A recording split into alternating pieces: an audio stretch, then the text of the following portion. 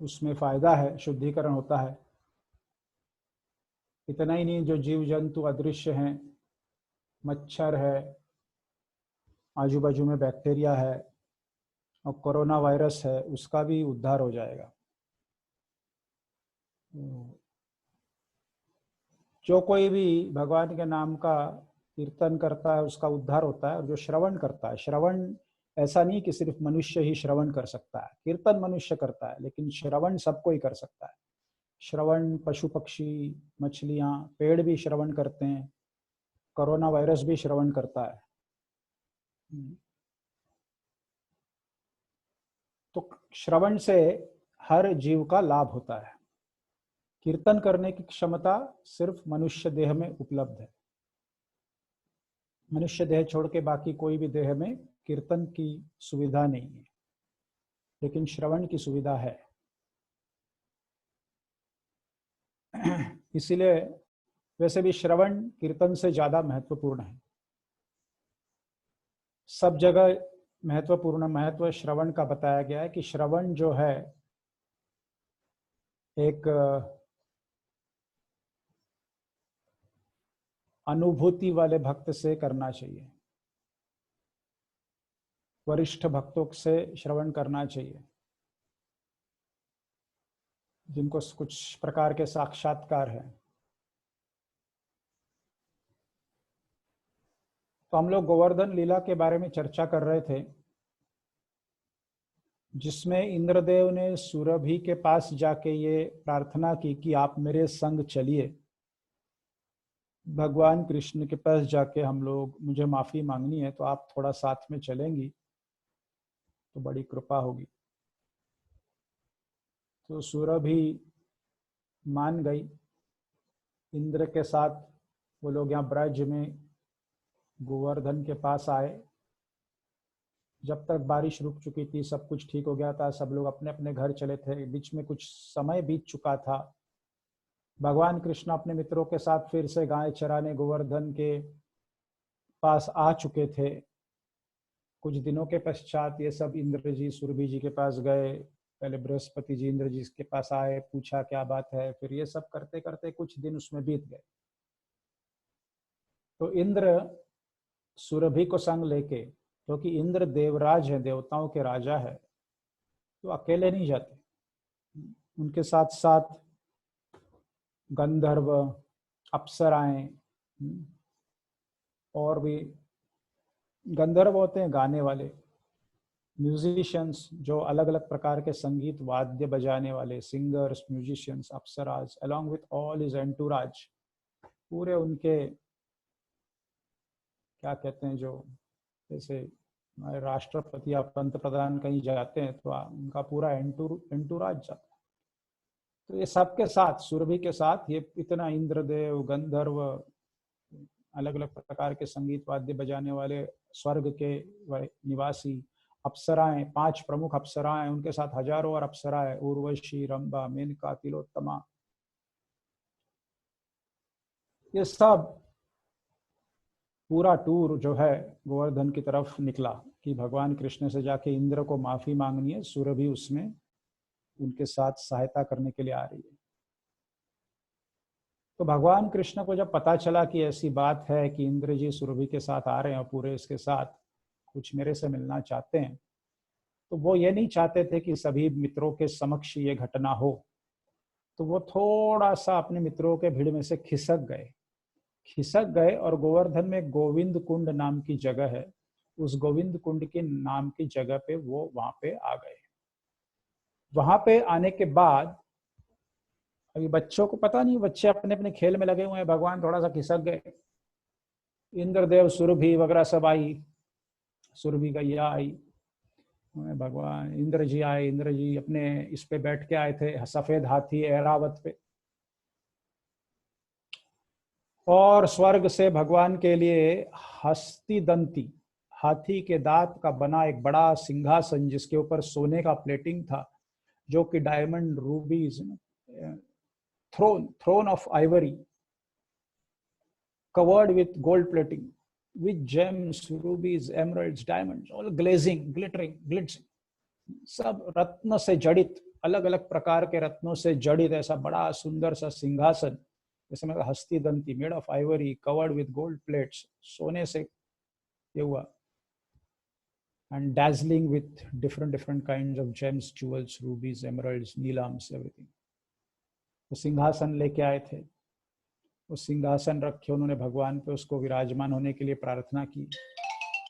भगवान बड़े कैजुअली, ऐसे कुछ खास उन्होंने ध्यान नहीं दिया। अभी जैसे वो आ गए तो भगवान ने ज्यादा ध्यान नहीं दिया, एक फॉर्मेलिटी के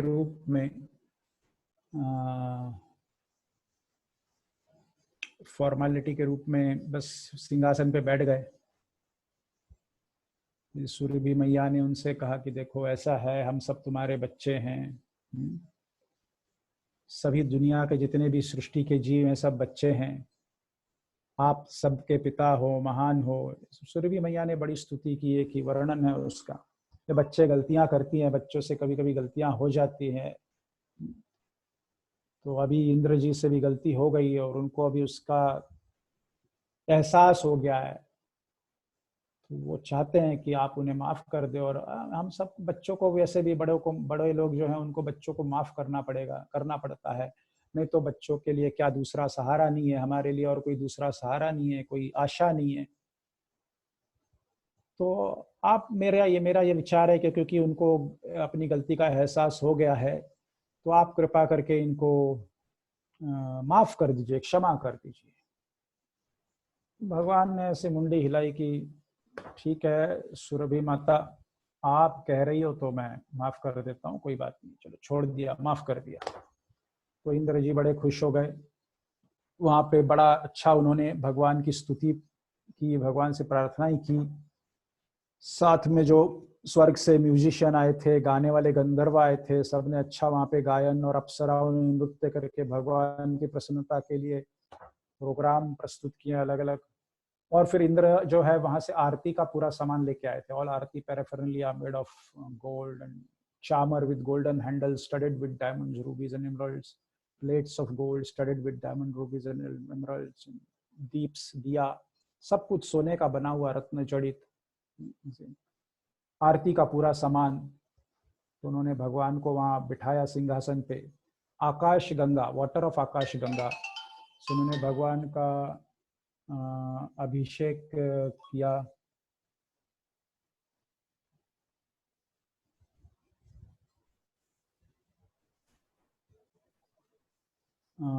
ठीक है, तो भगवान का अभिषेक किया गंगा के जल से, और उसके पश्चात भगवान की आरती, ये सब सोने के अलग अलग रत्नों से जड़ित प्लेट और दीप, पंचदीप और जो कुछ था, चामर वामर, मोरपंखी, उससे आरती की भगवान की। और भगवान कृष्ण एक फॉर्मेलिटी के रूप में बैठे थे और सब कुछ स्वीकार कर रहे थे कि ठीक है चलो क्या है अभी, मतलब इतना, मतलब भगवान उनसे वैसे भी नाखुश थे इंद्र जी से। तो उन्होंने सब कुछ होने के बाद इंद्र जी ने प्रणाम किया, और वो जो अभिषेक किया वहां पे इंद्र ने, तो अभिषेक के पश्चात जो आकाश गंगा का पानी जमा हो गया, इकट्ठा हो गया, वो गोविंद कुंड के नाम से जाना जाने लगा। उस दिन गोविंद कुंड का प्रकट हुआ वहां पे, इसके कारण, इस लीला के कारण, अभिषेक के कारण। गोविंद कुंड आज भी आप जाके देख सकते हैं, बहुत बड़ा साफ सुथरा कुंड है। ये सर्वसाधारण जल नहीं है, ये आकाश गंगा का पानी है जो भगवान का अभिषेक करने के पश्चात इकट्ठा हुआ है। तो ये सब लोग, इंद्र, सुरभि, विरभि जो है सब चले गए, ये सब करके। अभी जो इंद्र सामान लेके आए थे वहां से, जो कुछ भी सिंहासन ये वो ऐसा है ना, ये वापस तो लेके नहीं गए, अच्छा नहीं दिखता अभी भगवान, मतलब वो it is not an etiquette, भगवान के लिए लाए थे वो सब, आरती का सामान वामान सब वहीं छोड़ के चले गए। ऐसा थोड़ी होता है कि आरती करने के बाद भगवान से कहा कभी आप उड़ जाओ, अभी हटो यहाँ से, अभी ये सिंहासन वापस लेके जाना है। तो वो सिंहासन भी वहीं था, भगवान उस पर बैठे थे, आरती का सामान पड़ा था, सब प्लेटें वेटे गोल्ड की, studded with diamond, rubies, emerald, jewels, gems, different different neelams, chamars this that. सब चले जाने के बाद भगवान ने जो है बीच में पर्दा जो तैयार किया था अपने मित्रों के अपने बीच में, ताकि मित्रों को वो खोल दिया। जैसे ही मित्रों ने देखा कि अरे तो भगवान कोई सिंहासन पे बैठे हैं, हस्तिदंती सिंहासन जो सोने से कवर्ड है, इतने सारे रत्न जड़ित है, सब दौड़े कहना ये क्या हो रहा है क्या। उनके लिए सब आश्चर्य की बात थी, सब ऐसे देख रहे थे। किसी ने देखा वहाँ प्लेट पड़ी है, किसी ने देखा चामर पड़ा है, किसी ने देखा पंचदीप पड़ा है, किसी ने देखा अगरबत्ती का स्टैंड है, किसी ने देखा फूल की प्लेट है, किसी ने देखा शंख है, शंख भी स्वर्ग से जो है, उसके ऊपर भी सोने का प्लेटिंग। तो किसी ने चामर उठा लिया, भगवान को हवा करने लग गए। किसी ने दीप उठा लिया, वो दीप में बत्तियां थी नहीं, जली हुई बत्तियां थी, वो जल चुकी थी बत्तियां। वो जली हुई बत्तियों के साथ ही उसने भगवान की आरती करना शुरू कर दी।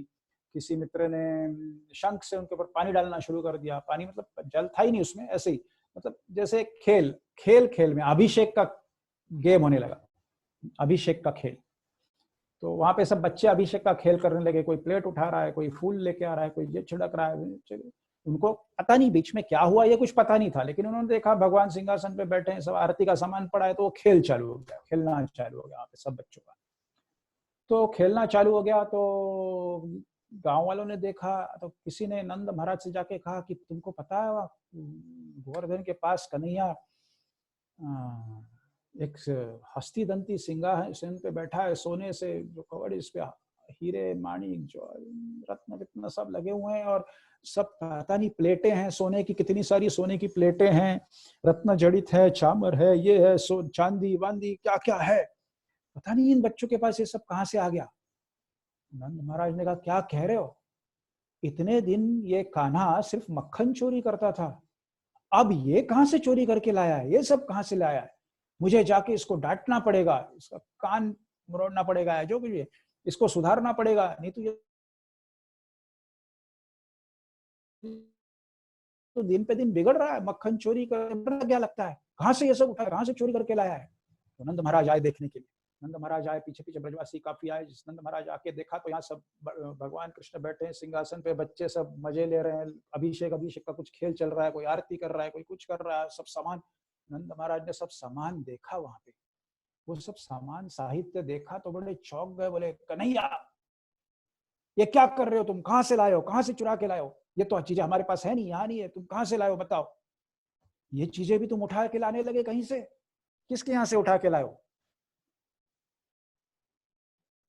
अभी भगवान कृष्ण पिताजी गुस्से में पूछ रहे हैं, भगवान कृष्ण को समझ में नहीं आया मैं क्या कहूं, मैं तो बता नहीं सकता ना कि इंद्र जी आए थे और ऐसा हुआ वो हुआ, अभी अभी तो इंद्र पूजा रोक के गोवर्धन पूजा हुई है, 7 दिन 7 रात, अभी अभी कुछ दिन गए, मैं तो अब भगवान क्या बताए, तो चुप खड़े थे, बोले बता ही नहीं सकते, क्या बताएंगे। तो डांटने लगे, अच्छा मैं तुमको अभी दंडित करूंगा ये सब। तो उतने में मधुमंगल आया कूद के सामने, बोले बाबा बाबा बाबा रुक जाओ मैं बताता हूँ, ये कन्हैया चोर नहीं है, कन्हैया ने चोरी नहीं की। तो फिर क्या, तुमको क्या पता है बताओ। बोले हम सब लोग खेल रहे थे यहाँ गोवर्धन में ना, खेल रहे थे, गाय चर रही थी, ये सब हो रहा था, उतने में मैंने देखा कि अपना जो कन्हैया है छुपके से खिसक गया और इस तरफ को आया सब बच्चों के बीच में से। तो मैं भी उसके पीछे पीछे छुपके से धीरे धीरे, उसको पता नहीं है मैं भी आ गया, और मैं उस पेड़ के पीछे छुपा था, उस पेड़ के पीछे छुप के मैंने सब देखा क्या हुआ, मैं बताता हूँ। नंद महाराज ने बोला बताओ, तुम बताओ क्या हुआ, क्या बात है। तो मधुमंगल ने कहा कि ऐसा है, कन्हैया यहाँ पे आया सबसे खिसक के, मैं पीछे पीछे आया, मैं उस पेड़ के पीछे छुप गया, फिर कन्हैया यहाँ पे खड़ा था, तो कुछ समय के बाद बाबा एक है ना बहुत सुंदर, अति सुंदर सफेद कलर की एक गाय, वो आई उधर से झाड़ियों में से, ऐसी गाय बाबा, ऐसी सफेद गाय, इतनी सफेद गाय, और उस गाय के शरीर से इतनी सुंदर महक और खुशबू, बाबा हमारे पास इतनी गैया है, मैं तुमसे कह रहा हूँ ऐसी गैया मैंने आज तक ना देखो बाबा। तो फिर क्या हुआ, बोले वो गैया निकली झाड़ियों में से बाहर, वो गैया के पीछे पीछे बाबा एक बहुत बड़ा सफेद हाथी, सफेद बाबा, मैंने आज तक सफेद हाथी ना देखो। तो ऐसा सफेद हाथी, इतना साफ सुथरा पूरा सफेद, और बाबा उस हाथी के ऊपर एक बहुत बड़े पालखी में एक बड़ा विचित्र सा आदमी बैठा था। विचित्र सा आदमी कौन बैठा था? बोले उसके उसके पूरे शरीर के ऊपर आंखें ही आंखें थी, बस जहां देखो आंखें आंखें आंखें। अभी इंद्र जी की 1000 आंख होती है, तो आप सोचो कि 1000 आंख मतलब शरीर में फिट करने के लिए कितनी जगह उनकी ऑक्यूपाई हो गई होगी। तो 1000 आंखें थी, एक बड़ा विचित्र आदमी था, यानी पूरे शरीर के ऊपर जहां देखो आंख ही आंख, 1000 आंखें थी उसकी, और बड़ा मुकुट उकुट था, बड़ा कोई राजसी आदमी लगता था, लेकिन थोड़ा सा ढीला ही था लगता है मेरे को। ठीक है जो भी हो, लेकिन बड़ा विचित्र था। और क्या हुआ, फिर वो सुरभि गाय आई, पीछे पीछे ये बड़ा हाथी आया झाड़ियों में से बाहर, हाथी के ऊपर ये था, फिर वो और आ गया है, उसके पीछे पीछे बाबा बहुत ही सुंदर पुरुष लोग की एक टोली है ना, कुछ सुमधुर गाते गाते आई। उसके पीछे एक दूसरी पुरुषों की टोली, हर एक के पास कोई ना कोई अलग अलग संगीत का वाद्य था, और वो सब इतना सुंदर वाद्य बजा रहे। बाबा ऐसा म्यूजिक मैंने कभी नहीं सुना, ऐसा गायन कभी मैंने नहीं सुना। यहाँ ब्रज में तो कोई सुंदर गाता ही नहीं है। ऐसे आप देखेंगे जितने भी लोग आप वृंदावन आए हो, ब्रज में कहीं भी जाते हो, कोई भी मंदिर में जाते हो, तो यहाँ ब्रज में सुंदर गाने का कोई मतलब नहीं होता है। कोई शायद इस्कॉन में ही सिर्फ उसको थोड़ा वैल्यू है, बाकी कोई मंदिर में आप जाओगे तो वैसे ब्रजवासी लोगों का संगीत से कोई लेना देना है नहीं विशेषकर, तो उनका कोई ये नहीं होता, मतलब आरती गुंज बिहारी की, गिरिराज महाराज की जय, कोई no no music sense, no Brajvasis basically. तो Brajvasis don't are not bothered about whether you are expert in music or not. They just sing for Krishna. तो वैसे ही बोले हमारे यहाँ तो कोई इतना मधुर संगीत और इतना मधुर गायन मैंने कभी नहीं सुना। तो उसके पीछे पीछे बाबा, आप विश्वास नहीं करोगे, उसके पीछे पीछे इतनी सुंदर लड़कियां बाबा, ऐसी सुंदर लड़कियां मैंने ना देखो आज तक। वो आई और उन्होंने इतना सुंदर नृत्य किया सब। उसके बाद बाबा ये सब होने के बाद फिर जो गैया है, जो गाय आई थी सफेद वाली, उसने अपने कन्हैया के पास जाके, बाबा तुम विश्वास नहीं करोगे, ये सफेद वाली गाय अपने कन्हैया से संस्कृत में बात कर रही थी, संस्कृत में। अच्छा, ये गैया संस्कृत में बात कर रही थी। फिर क्या हुआ? फिर कुछ नहीं, उसने कुछ बात की, फिर वो जो आंखें वाला आदमी है वो हाथी के ऊपर से उतरा, और हाथी के ऊपर से उतर के अपने कन्हैया के चरणों में लौटने लगा, रोने लगा, कुछ प्रणाम करके बोलने लगा, और उसके बाद उसने ये सिंहासन अपने कन्हैया को भेंट दिया, और कन्हैया को सिंहासन पे बिठाया, ये सब सामान उसने हाथी पे से उतारा, और उसने बहुत अच्छी तरीके से यहाँ से आरती उतारी अपने कन्हैया की, और अभिषेक किया, ये सब किया। वो सब उसने, पता नहीं कौन थे, लेकिन बड़ा राजसी आदमी था, थोड़ा विचित्र था। ऐसा यहाँ पे काफी बड़ा उन्होंने अपने कन्हैया का आदर आतिथ्य किया, बड़े गायन वायन प्रोग्राम के साथ, नृत्य के साथ। और फिर वो लोग चले गए, तो ये सब पीछे छोड़ के चले गए।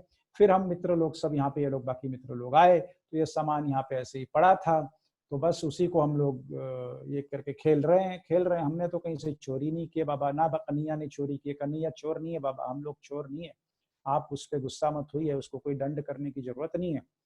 तो नंद बाबा ने कहा हाँ ठीक है।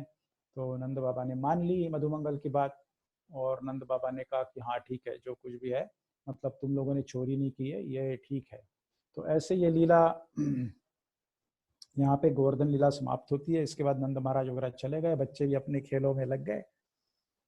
तो ये गोवर्धन लीला, इसमें भी काफ़ी और डिटेल्स हैं जो कि मैंने इसके पिछले लेक्चर में और आज कुछ कुछ डिटेल्स नहीं बताए। इसके डिटेल्स की किताब मेरे पास टेबल पे पड़ी है, मैं अभी दोपहर को पढ़ रहा था ऐसे ही फिर से एक बार। ये किताब का नाम है Madhurya Dham, special book on Govardhan. This is a very special book on Govardhan. Padmalochan Das, Madhurya Dham. There are many special books on Govardhan, many special books on Barsana. But I have books of value of about 1 lakh rupees. तो मेरे पास 1 लाख रुपए की ब्रज के बारे में जानकारी की किताबें हैं। लोग मेरे से पूछते हैं कि प्रभु जी ये सब लीला कहाँ है, क्या है। तो काफ़ी अलग अलग पुराणों में इनका वर्णन है। आनंद वृंदावन चंपू, गोपाल चंपू, राधा कुंड महिमामृत, वृंदावन महिमामृत, काफ़ी किताबें हैं। तो गोपाल चंपू 1500 पेज की किताब है, 1500 pages Gopal Champu, as big as a Bhagavatam canto. Anand Vrindavan Champu, Lalit Madhav, Vidagdha Madhav, Radha Krishna,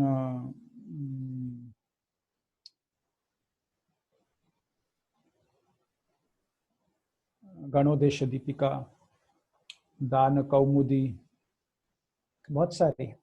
तो यह गोविंद कुंड उस दिन प्रकट हुआ अभिषेक के पश्चात, जो पानी आकाशगंगा का पानी वहाँ पे जमा हुआ। गोविंद कुंड भगवान कृष्ण की फेवरेट प्लेस है। वैसे गोविंद कुंड में काफ़ी और भी लीलाएं हुई है। जैसे मैंने कहा था आपको कि सनातन गोस्वामी मानसी गंगा में चक्रेश्वर महादेव के बगल में सनातन गोस्वामी की कुटी है, और वो रोज गोवर्धन की परिक्रमा करते थे रोज। तो और उन्होंने शरीर भी त्यागा उसी कुटिया में। उन्होंने शरीर, उनका जो तिरोभाव है वो उसी कुटिया में हुआ है। और तिरोभाव के पश्चात पूरे ब्रजवासी लोगों ने उनको, उनके शरीर को गोवर्धन परिक्रमा कराई उस दिन। गोवर्धन परिक्रमा करके फिर वो वृंदावन लेके आए। वृंदावन में उनके आराध्य देवत मदन मोहन जी के यहाँ उनको दर्शन कराया, और बस मदन मोहन मंदिर के पीछे उनकी समाधि में उनको स्थापित किया। तो सनातन गोस्वामी रोज परिक्रमा करते थे। दिन पे दिन उम्र बढ़ती जा रही थी, उम्र के कारण इतना लंबा चलना थोड़ा थोड़ा मुश्किल हो रहा था। तो एक दिन गोविंद कुंड पे बैठे, दुखियारे, थक गए, मानसी गंगा से शुरू किया, गोविंद कुंड पे बैठ गए। मुश्किल से 4 किलोमीटर है, मुश्किल से बैठ गए। अपने सर पे ऐसे हाथ के नीचे बैठ गए, रोने लगे, बड़े रो रहे थे, आंसू आ रहे थे, नीचे झुके हुए थे हाथ रख के कि हे भगवान, पता नहीं, हो सकता है आज की मेरी गोवर्धन परिक्रमा आखिरी परिक्रमा हो। पता नहीं आज भी ये परिक्रमा मैं पूरी कर पाऊं या ना कर पाऊं। पता नहीं अगर आज मैंने पूरी कर भी ली तो कर पाऊंगा कि नहीं कर पाऊंगा। पिछले कुछ दिनों से बहुत ही हालत खराब है, बुढ़ापा आ गया है, शरीर में ताकत नहीं है, क्या करूं, मुझे अभी गोवर्धन परिक्रमा रोकनी पड़ेगी, ऐसे बड़ा दुख हो रहा है, मैं चाहता नहीं हूं, मुझे माफ कर दो, मेरा नित्य नियम है। तो देखिए, नित्य नियम पूरा न करने का कितना दुख उनको हो रहा है। हम नियम बनाते रहते हैं और दूसरे दिन टाइ टाइ फिश, कुछ नहीं होता उसका।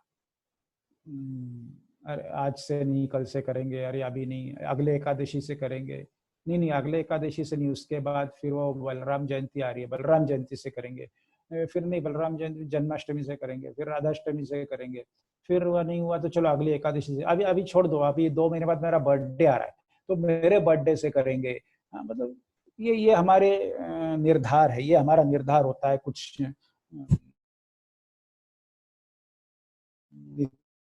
नियम पालन करने का। सनातन गोस्वामी को दुख हो रहा है कि मैं ये नहीं कर पा रहा हूँ, बड़े दुखी हो रहे हैं, भगवान से माफी मांग रहे हैं, भगवान से कह रहे हैं कि मुझे माफ करो, क्षमा करो, मेरा रोज का नियम है, नित्य नियम है, मैं नहीं कर पा रहा हूँ, हो सकता है बंद करना पड़ेगा, तो लेकिन मैं चाहता नहीं हूँ। तो ऐसे बड़े दुखी बैठे थे, सर पे ऐसे हाथ रख के ऐसे बैठे थे। तो उतने में उनको ऐसे लगा कि किसी ने उनके सर पे ऐसे हाथ रखा है। तो सर पे हाथ का एहसास हुआ किसी का, तो उन्होंने सर ऊपर करके देखा तो भगवान कृष्ण साक्षात सामने खड़े उनके। तो भगवान कृष्ण को देख के बड़े आश्चर्यचकित हो गए। तो भगवान कृष्ण उनके सामने जब खड़े थे तो भगवान का एक पांव, right feet of Krishna was on a Govardhan shila. Govardhan शिला पे भगवान का राइट फीट था। भगवान के साथ गाय थी तो गाय का एक पांव उस गोवर्धन शिला पे था। फिर भगवान के पास लकूटी रहती है, एक काउ हर्ड बॉय स्टिक, गाय हकने की लकड़ी, तो वो लकूटी भी एक गोवर्धन शिला पे टिकी हुई थी, तो उसका है।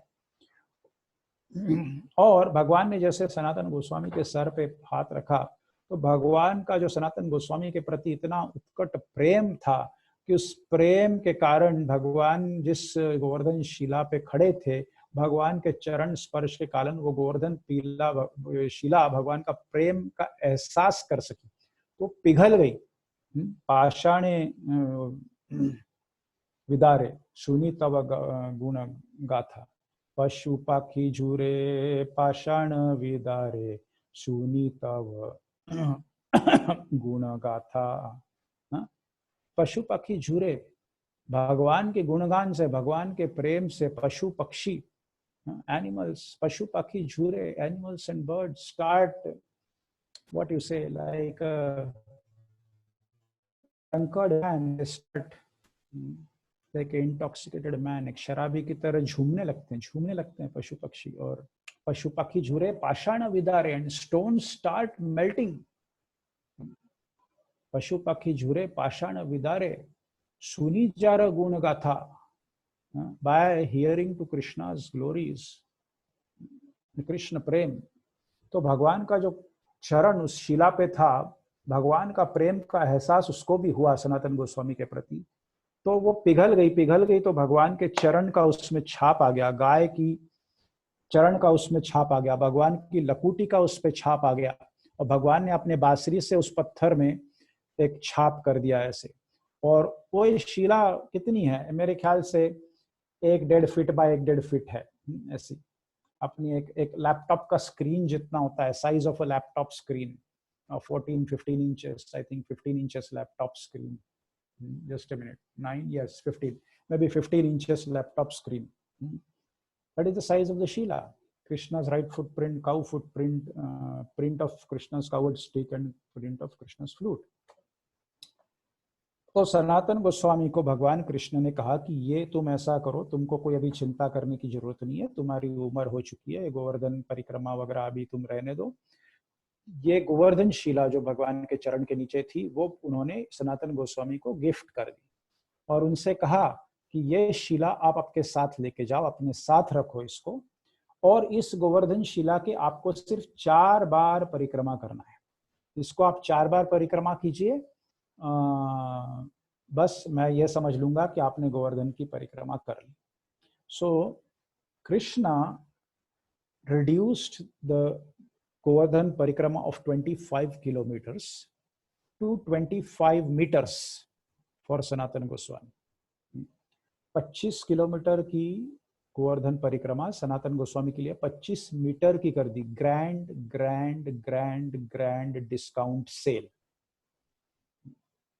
I don't think you have heard of such a grand discount sale before. From 25 kilometer to 25 meters, like something which is cost of 25 million rupees, you get for just 25 rupees.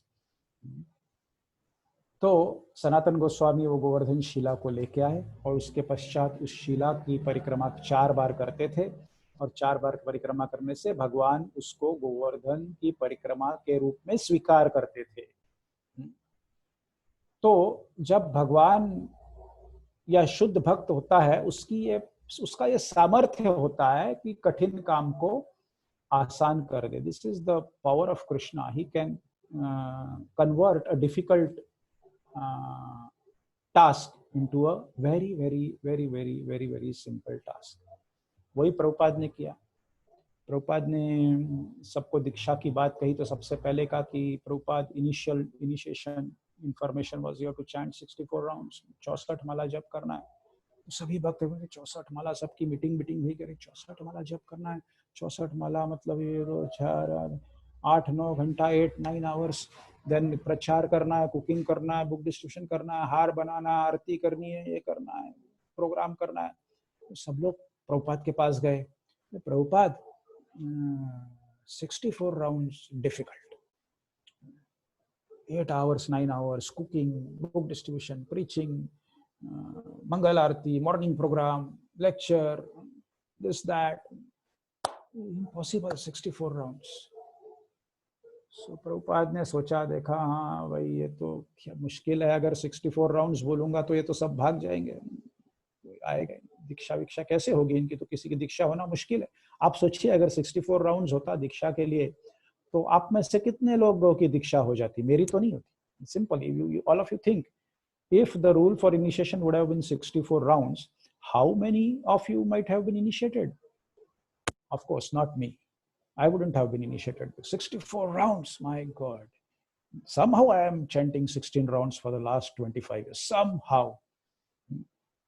It's so difficult. Even now, even after 25 years, it is difficult for me to chant 16 rounds. I consider it a big burden.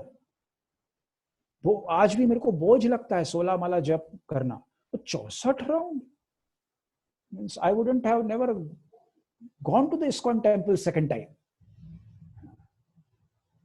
So,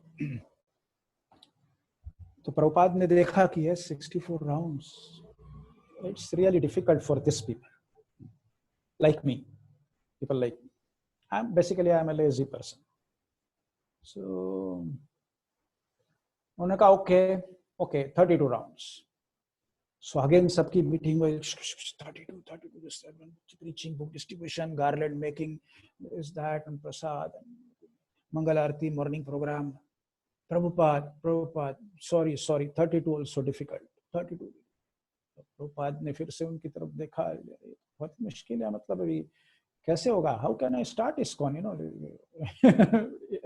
I will have no disciples. Prabhupada said, okay, 16 and that's final. So there was no more saying anything. So everyone just went away. 16 and that's final. That doesn't mean that we should chant 16 rounds basically. I am also rascal in that matter, don't worry. So इसका मतलब ये नहीं है कि हमको 16 माला जप करना है. करना हमको 64 ही माला है, लेकिन क्योंकि जिनकी क्षमता नहीं है, कुछ नौकरी धंधा ये वो जो भी किसी भी कारण से 64 आप नहीं कर सकते हो, चाहे आलसी क्यों न हो. मेरा कारण है आलस. My reason for not chanting 64 rounds is laziness. So everyone has his own reasons. Somebody has a job, somebody has business, somebody has something. My reason is laziness. For any reason, if you cannot chant 64 rounds, you can chant 16 rounds.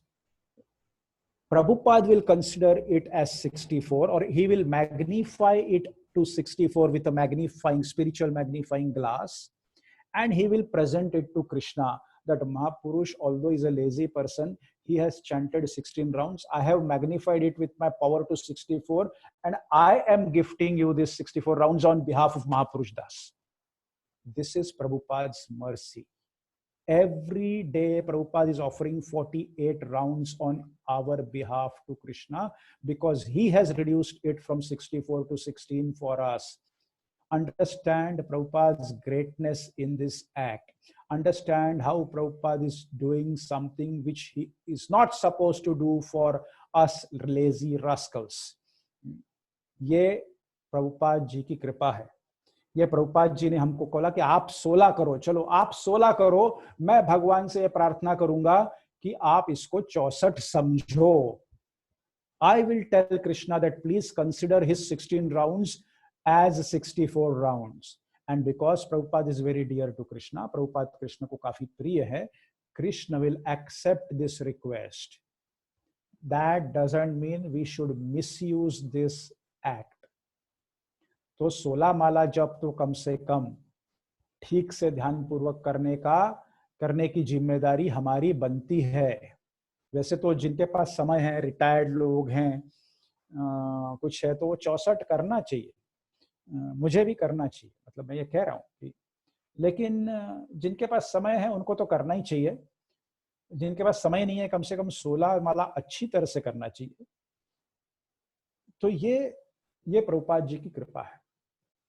एक शुद्ध भक्त का यह सामर्थ्य होता है कि वो कुछ भी अगर उसमें बदलाव करता है, थोड़ा कम ज्यादा, तो भगवान उसको स्वीकार करते हैं.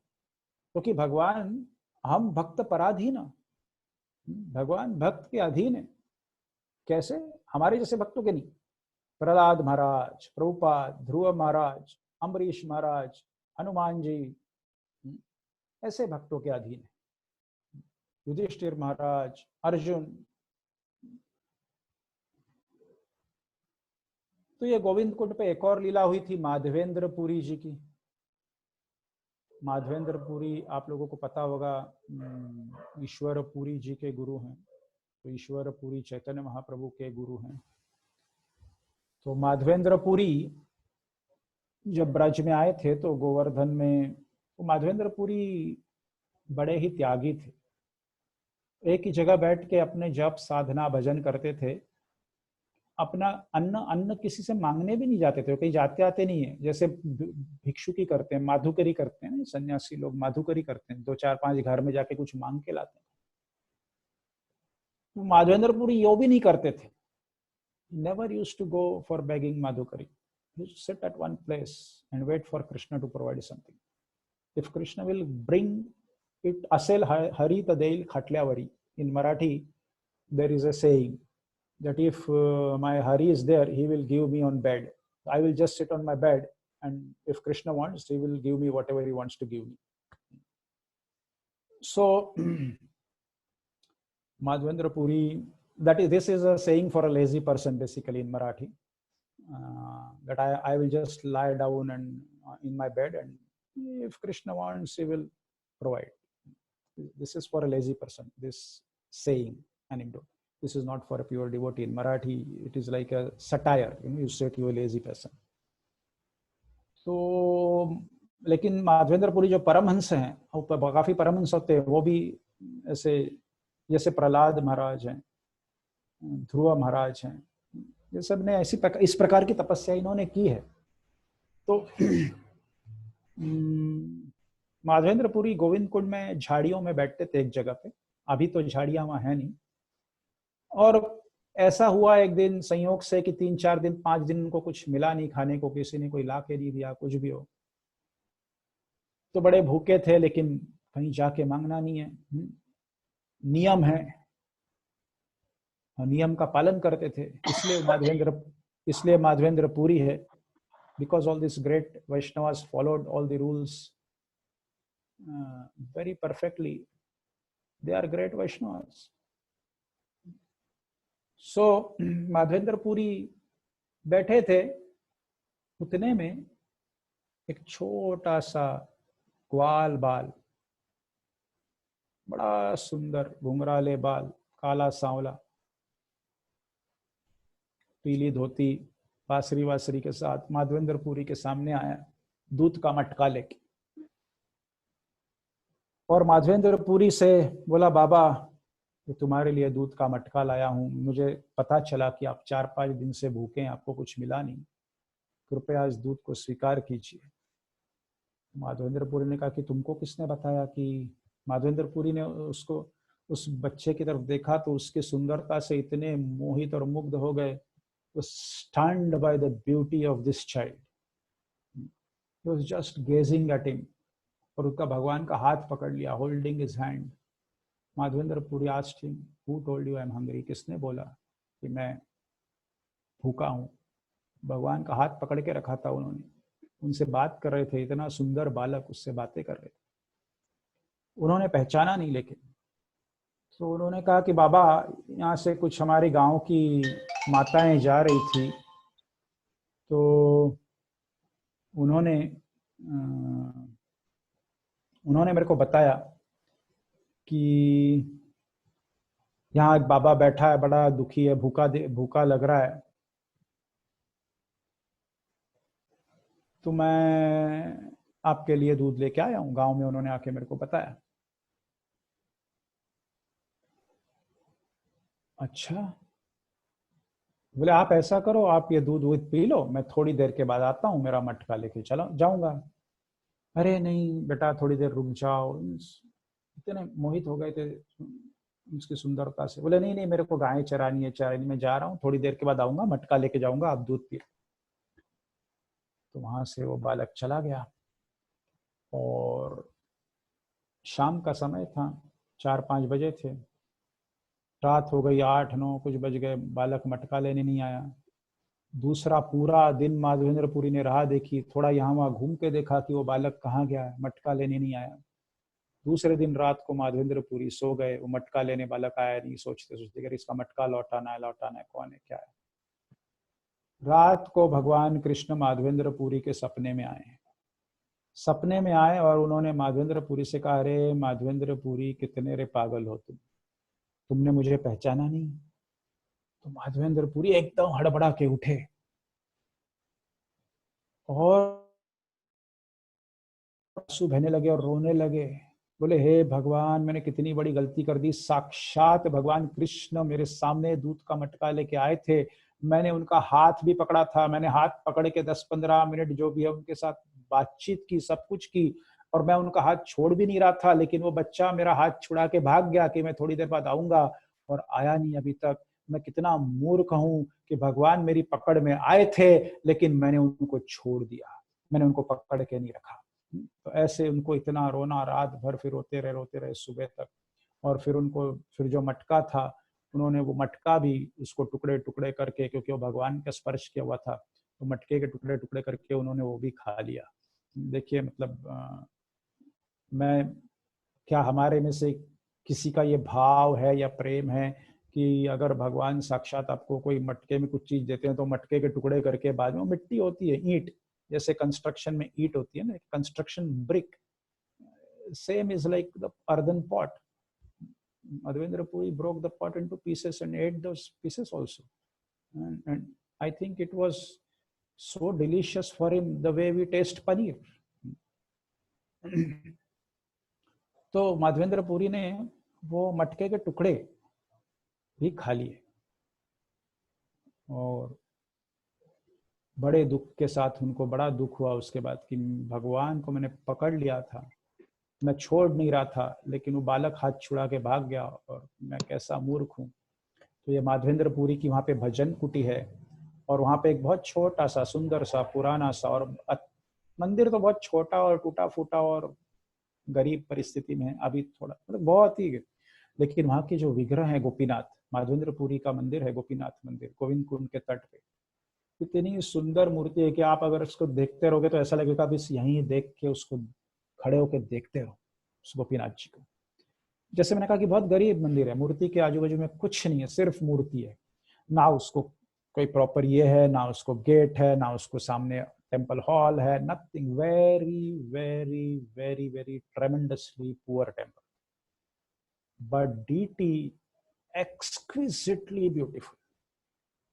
Gopinath, small, very small, broken, poor temple, Gopinath temple, Madhavendra Puri's Gopinath temple in Govind Kund. तो ये गोविंद कुंड की लीलाएं, गोविंद कुंड पे जहाँ पे इंद्र ने भगवान कृष्ण का अभिषेक किया, वहाँ पे एक छोटा सा एक शेड टाइप मंदिर है, वहाँ अलग अलग प्रकार की गोवर्धन शिला है जिसमें अलग अलग प्रकार की छवियां हैं। उस शेड के पीछे अगर आप गोवर्धन के ऊपर जाओगे, थोड़ा आधे से ज्यादा ऊपर, तो वहाँ पे गोवर्धन शिला पे भगवान कृष्ण और राधा रानी का हैंड राइटिंग है, Radha and Krishna hand writing, Govardhan Shila. 4 lines, like 1 feet long, 4 lines, and like half inch or like the 1 inch height letters. One line, first line is written by Radharani like a question. Krishna writes the second line as an answer. Radharani writes the third line again in the form of some question, and Krishna writes the fourth line as an answer. So Radha and Krishna's handwriting on a Govardhan Shila, बहुत ही सुंदर, very good. Govardhan के ऊपर, it's on the top of Govardhan at Govind Kund. So you will say how I know and how I can tell you it's beautiful, because I have been there and seen that. Now you will ask me, how did I climb Govardhan when it is not allowed to do so? So that's a different story. But so Govardhan के ऊपर बहुत सारी on the top of Govardhan there are many beautiful places.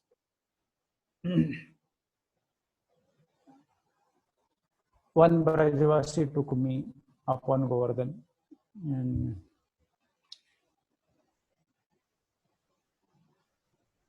that is next time, I'll tell you next time. Anyway, तो यहाँ पे गोवर्धन में बहुत सारी चीजें हैं, जैसे इंद्र के साथ मैंने बताया कि ऐरावत पे बैठ के आए थे, सुरभि गाय आई थी, अप्सराएं आई थी। तो इंद्र ने अभिषेक करने के पश्चात सुरभि गाय ने भी भगवान कृष्ण का अभिषेक किया, तो सुरभि कुंड है। ऐरावत हाथी ने भगवान का अभिषेक किया, ऐरावत कुंड है। ऐरावत हाथी के चरण चिन्ह हैं वहां पे गोवर्धन की शिला पे। वो भी गोवर्धन के थोड़ा ऊपर है, लेकिन वो गोवर्धन के ऊपर चढ़ना नहीं पड़ता, बिना चढ़े आप ऐसे देख सकते हो एक दो उसमें से, बाकी तो ऊपर है। ऐरावत हाथी के चरण चिन्ह, फुटप्रिंट्स ऑफ ऐरावत एलिफेंट।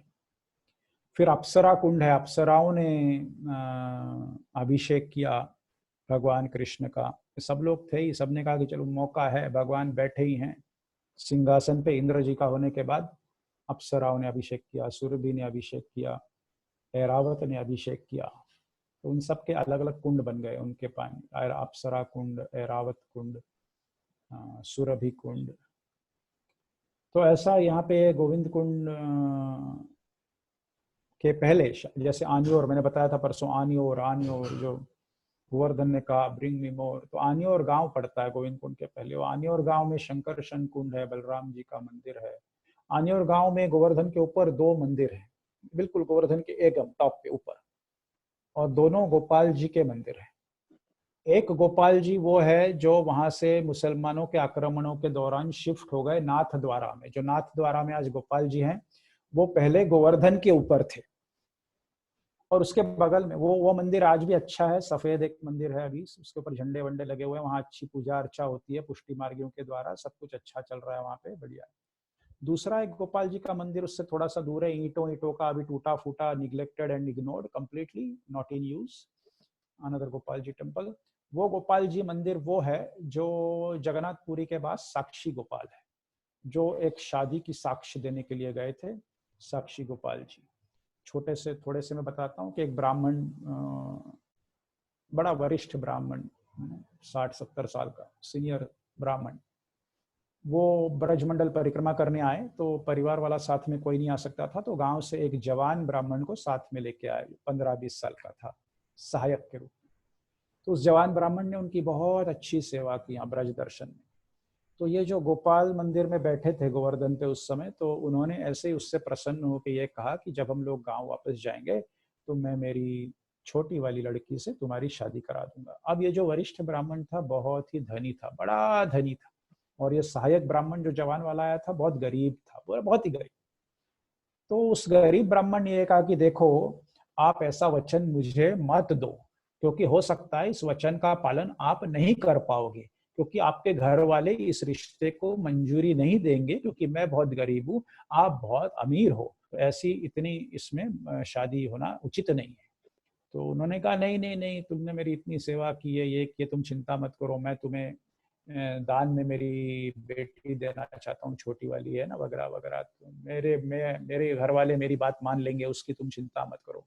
तो वो छोटे ब्राह्मण ने कहा कि नहीं नहीं, देख लो, सोच लो, है ना, क्योंकि आप ये भगवान के समक्ष वचन दे रहे हो, गोपाल जी के सामने आप वचन दे रहे हो, उनके सामने ये बात कह रहे हो, तो मैं नहीं चाहता कि आपका वचन टूट जाए, है ना, आपका वचन टूट जाए तो ये अच्छा नहीं है कि भगवान के सामने आप कोई वचन ले रहे हो और फिर उसका वो टूट जाता है, तो अच्छा नहीं है।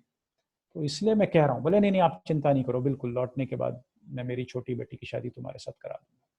तो लौट के गए, वो बड़े ब्राह्मण ने कहा कि इसने मेरी अच्छी सेवा की, ये की, वगैरह वगैरह, बहुत स्तुति की, तो मैंने इसको अपनी छोटी बेटी कन्या विवाह के रूप में, मतलब दान और विवाह के रूप में इसको शादी कराने के लिए कहा है। नहीं नहीं, ये तो तुम गलत कर रहे हो, तुमने कुछ नहीं कहा, ये इसने तुमको बहकाया होगा, ये बड़ा चोर है, ये गरीब है, तो ये तुम्हारे पैसे पे नजर रखता है, हमारी छोटी बहन से शादी करके ये हमारी पैसे लूटना चाहता है, वगैरह वगैरह। भाई लोग सब विरुद्ध हो गए, उनकी माँ ने बोला नहीं है, भिखारी को मैं अपनी लड़की नहीं दूंगी, ये वगैरह वगैरह।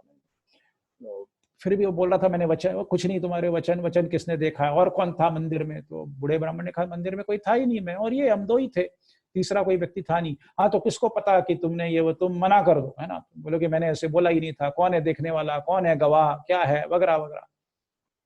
अब ये बूढ़े की इच्छा तो थी नहीं, बूढ़े ब्राह्मण की इच्छा थी नहीं ये, लेकिन परिवार के बाकी अन्य बेटे पत्नी ये वो सबके विरोध के कारण बेचारा दब गया।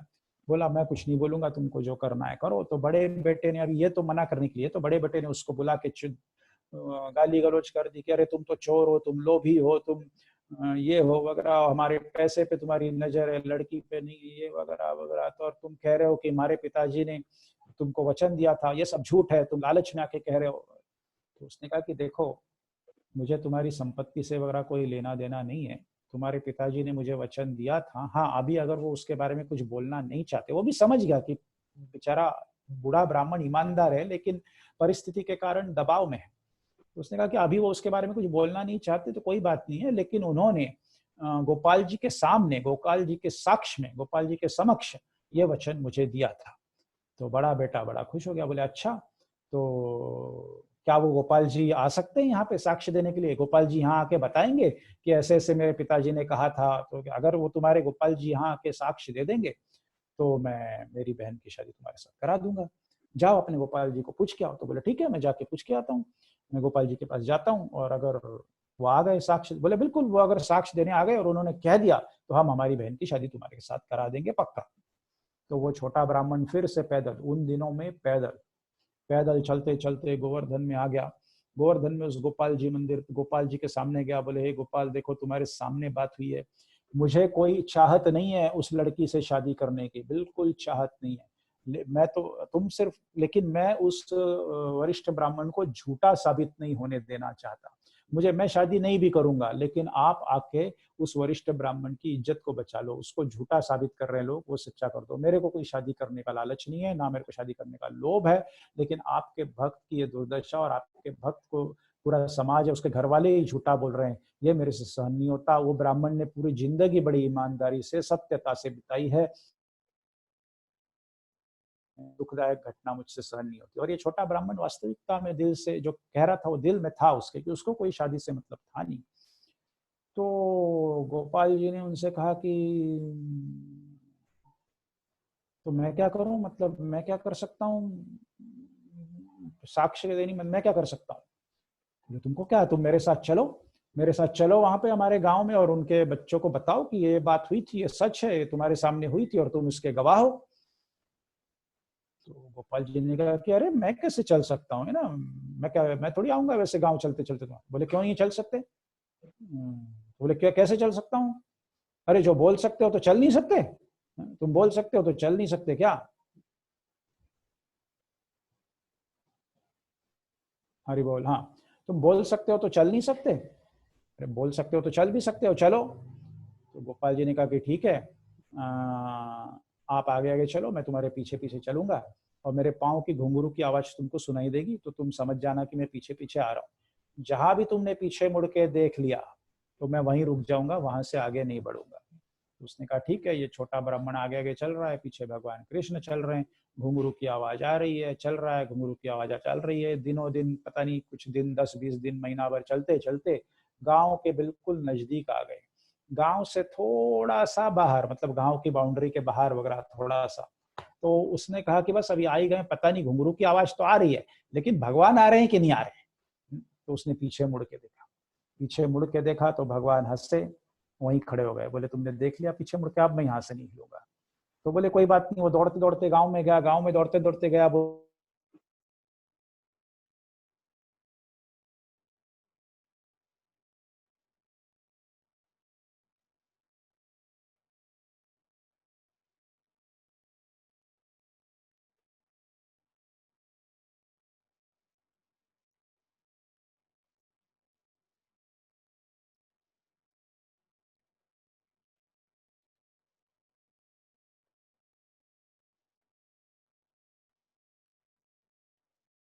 हरे कृष्णा। हाँ, बीच में मेरे को इंटरनेट चेंज करना पड़ा। हरे कृष्णा। हरे कृष्ण प्रभु। हाँ, तो गांव में उसने कहा कि देखो, भगवान गांव के बॉर्डर तक, वेशी तक उसको बोलते हैं मराठी में, आ गए हैं। अभी आपको सिर्फ इतना करना है कि भगवान इतना दूर से यहाँ तक आ गए, तो आप लोग सिर्फ यहाँ से भगवान तक चलो, बस गांव के बाहर ही खड़े। तो सब लोग गए, पूरा गांव के लोग गए, पूरे गांव वासी गए, सब लोग गए। और उस छोटे ब्राह्मण ने भगवान से विनती की कि आप बताइए इन सब लोगों को कि क्या हुआ था। तो भगवान वहां पे बोले, भगवान ने वहां पे बोला कि ऐसी ऐसी बात है, ये हुआ था, मेरे सामने की बात है, तो ये उचित है कि आप अपनी बेटी का, अपनी बहन का विवाह इनके साथ कराओ, ये बिल्कुल उचित है। तो ये सब अपने उसके परिवार वाले मान गए। इतना सब होने के बाद कि साक्षात भगवान ने आके वहां पे साक्ष्य या गवाही दी, तो उसके बाद उन्होंने अपनी बहन की शादी उस छोटे ब्राह्मण से करा दी। तो तब से उसका नाम हो गया साक्षी गोपाल। ये साक्षी गोपाल मंदिर अभी आज की तारीख में जगन्नाथपुरी से 20 किलोमीटर दूर है। और पहले ये साक्षी गोपाल मूर्ति जगन्नाथपुरी मंदिर में थी। उसके पहले ये साक्षी गोपाल, ये ब्राह्मण जिस गांव का था वो विजयनगर गांव के पास था। तो विजयनगर गांव पे जब जगन्नाथपुरी के राजा ने आक्रमण किया तो इस साक्षी गोपाल जी को उठा के लेके आए। अब लेके आने के बाद कहाँ रखे, तो जगन्नाथ मंदिर में एक तरफ रखा था। तो जगन्नाथ जी बड़े नाराज हो गए, एक दिन का कुछ झगड़ा हो गया साक्षी गोपाल से, वो भी कृष्ण है ये भी कृष्ण है। लेकिन तो उन्होंने पुरी के राजा से कहा कि इसको मेरे घर से हटाओ, भगाओ इसको घर में, मैं नहीं रखना चाहता इसको मेरे घर में, गेट आउट। साक्षी गोपाल को यहाँ से निकालो, यहाँ से निकालो नहीं, इसको पुरी से बाहर निकालो, ये पुरी में भी नहीं रहना चाहिए। भगवान के भी दो रूप आपस में लड़ते झगड़ते हैं, जगह fighting, Jagannath is fighting with Sakshi Gopal. Sakshi Gopal just came out of Puri. तो फिर जगन्नाथपुरी के राजा ने उसको पुरी के बाहर एक 15-20 किलोमीटर गांव में स्थापित कर दिया। उस गांव का नाम तब से साक्षी गोपाल हो गया। आप लोगों में से जो भी जगन्नाथपुरी गए हैं उन्होंने साक्षी गोपाल शायद देखा होगा, नहीं गए हैं तो जब आप जाओगे तो साक्षी गोपाल का दर्शन जरूर कीजिए। बहुत ही सुंदर विग्रह हैं, करीब करीब 4 फीट हाइट के, अप्रतिम सुंदर है। तो ये साक्षी गोपाल जो है ओरिजिनली गोवर्धन के ऊपर थे, जहाँ पे ये ब्राह्मण, वरिष्ठ ब्राह्मण और जवान ब्राह्मण का शादी का ये हुआ था। उसकी साक्ष्य देने के लिए विजयनगर गए, वहां से पुरी के राजा के साथ जगन्नाथपुरी आए और फिर साक्षी गोपाल में स्थापित हो गए। तो ये गोविंद कुंड के बारे में बहुत कुछ हो गया, आज हम लोग यहाँ रुकते हैं, गोविंद कुंड का यहाँ पे समापन करते हैं। कल हम गोवर्धन के कोई दूसरे स्थान पे बढ़ेंगे आगे। इसके आगे है पूछरी है बीच में, और एक दान निवर्तन कुंड, दान घाटी, तो मानसी गंगा और गोविंद कुंड के बीच में एक दान घाटी, दान निवर्तन कुंड, ये सब गया है। दानी राय मंदिर, दानी राय मंदिर, दान का मतलब होता है डोनेशन, दान मीन्स डोनेशन और tax, anything. So like toll, दान मीन्स डोनेशन and दान means toll also, and some kind of tax. So Dani Rai Mandir, Dani Rai. So Rai means, basically Rai word is used for a respectable person, Ramanand Rai. Rai is surname in India. Rai is a respectable person who is on a big post, somewhere in a big post, and a respectable and reputed person. So Dani Rai temple means the respectable and reputed person who is illegally collecting taxes. It is Dani Rai. So when Krishna is collecting taxes illegally, he is Rai. He is a reputable and respected person. So, lekin if you collect illegally taxes here, you will be in jail. But Krishna's problem is he was born in a jail, so doesn't matter, you know. He is intelligent. He is very intelligent. He took birth in a jail and came out, so no need to go back to the jail again. So दानी राय temple, वो आदरणीय सम्माननीय राय जो गैर कानूनी रूप से tax collect करता है। So there is lila for that, उसकी भी लीला है। दानी राय मंदिर, दान निवर्तन कुंड, निवर्तन मीन्स टू निगेट, दान निवर्तन कुंड, because he was illegally collecting taxes, he was punished by gopis, and in this way he was negated from the crime of illegally collecting taxes. Dan Nivartan Kund, then Nirdan Ghati, many places. Means this can go on and on and on and on. And there are so many places which I don't know. Braj, 6,000 Leela places in Braj. आज की तारीख में 6,000 लीला स्थलियां ब्रज में बिखरी हुई हैं भगवान कृष्ण की से संबंधित। और उन 6,000 में से, out of this 6,000, I have visited hardly a little more than 1,000, maybe 1,200 or something. So many places which I don't know.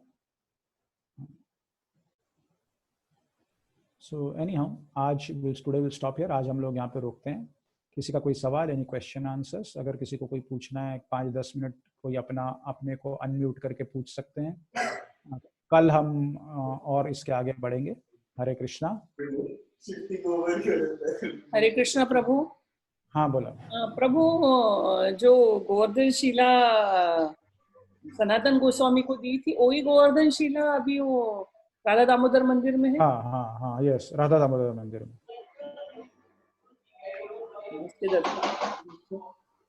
तो हम भी वहां अभी प्रदक्षिणा करते तो हमको गोवर्धन परिक्रमा का फल मिलता है। हाँ, इसके बारे में काफी भक्त लोग ऐसा कहते हैं, लेकिन मेरा रियलाइजेशन थोड़ा अलग है। This discount was only for Sanatan Goswami, not for everyone. You got my point? So yes, हम लोग उसकी we can go around that Govardhan Shila 4 times, but basically Krishna gave this discount for Sanatan Goswami, not for everyone. He didn't say to Sanatan Goswami that anyone in future who will do this will get the benefit of. He should have said that clearly, and he didn't do that. So many devotees, they for a mental satisfaction, they also consider that if I go around this Shila 4 times, it will be a Govardhan Parikrama. But I don't think so. Yes, it is good, but I don't think one who is healthy and one who is this, that, and he should consider that I performed the Govardhan Parikrama. So yes, going around it 4 times is good act. That is not a problem. But I don't think this discount was only for Sanatan Goswami. Okay, Prabhu, Hare Krishna. Hari बोल। और किसी को कोई पूछना है? हरे कृष्णा प्रभु जी, दंड प्रणाम। हरे कृष्णा प्रभु जी। हाँ, कौन बोल रहा है? आपका नाम बताइए। प्रभु जी आप पूछिए, मैं बाद में पूछ लूंगी। नहीं कोई बात नहीं, सेवा परायण प्रभु जी पूछ लेंगे, मैं बाद में पूछ लूंगी। ठीक है, सेवा परायण प्रभु आप। हरे कृष्णा प्रभु जी, दंड प्रणाम। प्रभु जी बहुत बहुत धन्यवाद, आपकी जो लीला आपने सुनाई आज। हम लोग तो फिजिकली मोरलेस वृंदावन में पहुंच गए थे और आपने 1 घंटा हमको पूरा बांध के रखा था, बहुत अच्छा लगा। और आपने आज थोड़ा हमको पुरी का भी दर्शन करा दिया साक्षी गोपाल के साथ में। सो बहुत बहुत धन्यवाद प्रभु जी। सिर्फ एक सवाल दिमाग में आया था जब आप बता रहे थे कि आप गोवर्धन पर्वत के ऊपर गए थे, जहाँ पर आपने जो शीला देखी, जहाँ पर राधा रानी का और भगवान कृष्ण का जो स्क्रिप्ट लिखा हुआ है। तो आपने वहां पर जो पढ़ा होगा तो थोड़ा उसको बारे में बताएंगे कि क्या लिखा था उन्होंने राधा और कृष्ण ने? वो लिखाई तो बहुत अस्पष्ट हो गई है। ये इतना स्पष्ट है कि वो समझ में आता है कि देवनागरी लिपि है। अच्छा। देवनागरी लिपि है, ऊपर लाइन है, ऐसी सब कुछ है, लेकिन एग्जैक्टली क्या लिखा है वो ऐसे बीच बीच में समझ में नहीं आता है। जैसे 5000 साल पुराना है तो थोड़ा सा अस्पष्ट हो गया है, लेकिन फिर भी बहुत अच्छा है। उसका फोटो भी उस समय ऐसा था, वो बहुत पुरानी बात है। वो मैं गया था लाइक 2007 हो सकता है, may be 2007। I went up on the Govardhan for the first time. That time I saw this handwriting. So at that time I didn't have a mobile. I am a poor person throughout, so that time the mobile वगैरह था नहीं। और उस time that time there were no smartphones also, I think, I don't remember exactly. But the person, there were 2 persons with me who had phones and which could take photograph, or maybe they had cameras, I don't know, whatever it is, and they took photo of that Shila. So anyhow,